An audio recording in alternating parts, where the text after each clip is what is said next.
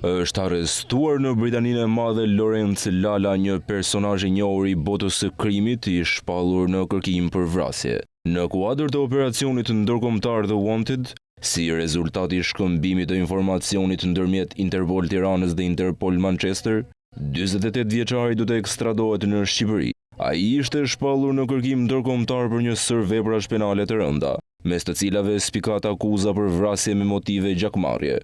Lawrence Lala rezulton i dënuar me masën e sigurisë arrest me burg, vendosur nga gjykata e shkallës së parë Elbasan në vitin 2023.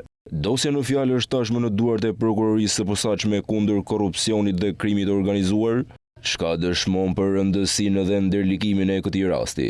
Hetimet kanë zbuluar një ngjarje tronditëse që ndodhi në fshatin Gjocaj të Peqinit në vitin 2021. Shtetasi Albi Bashalliu u ekzekutua me armë zjarri dhe sipas hetimeve, kjo vrasje ishte e porositur nga vetë Lawrence Lala. Ai dyshohet se ka paguar 50.000 euro për kryerjen e krimit. Shumë kjo që i është dhënë të dyshuarit kryesor Laert Haxhiu. Për më tepër, rrëfimi i bashkëpunëtorit të drejtësisë Artan Tafani ka hedhur drejt mbi të gjithë skemën kriminale. Tafani ka pranuar se vrasjen e ka kryer në bashkëpunim me Lulzim Arapin, Bledar Berberin, Enrico Xhahyson dhe vetë Laert Haxhiun. Në këtë rrëfim del në parë roli qendror i Lawrence Lalës, i cili jo vetëm ka urdhëruar dhe financuar eliminimin e Bashalliut, por edhe ka siguruar mjetet dhe kushtet logjistike për realizimin e krimit. Nuk përfundon me kaq. Pas ekzekutimit, Lala dyshohet se ka ndihmuar në largimin dhe transportimin e autorëve nga vendi i ngjarjes, duke dëshmuar qartë strukturën e organizuar të grupit dhe rolin udhëheqës të tij.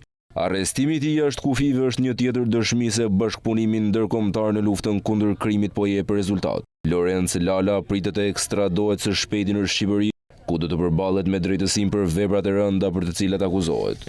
Ndërkohë, SPAK dhe policia e shtetit kanë paralajmëruar se operacionet e këtij lloji do të vijojnë pa ndërprerje, duke synuar çmontimin e grupeve të strukturuara kriminale dhe kthimin e rendit dhe sigurisë në vend.